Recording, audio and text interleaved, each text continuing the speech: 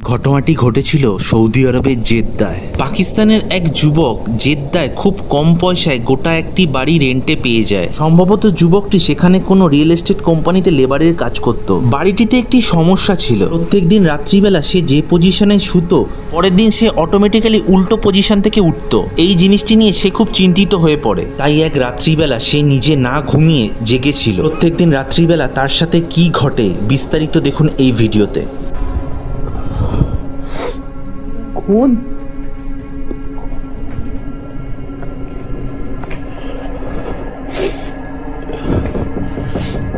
अब्बा, अपना नाम बताओ पहले मुझे। अपना नाम। मेरा नाम अब्दुल्ला, अपना नाम बताओ। तुम्हारा? अब्दुल्ला मैं हूं, तुम नहीं हो। नहीं खोलना मैंने।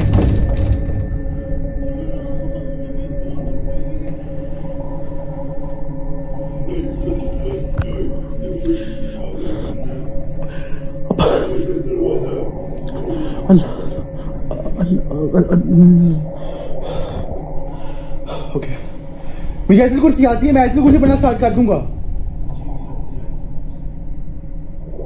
निकल जाओ यहां से। आओ अंदर आओ, आओ आओ अंदर। अब जो भी हो,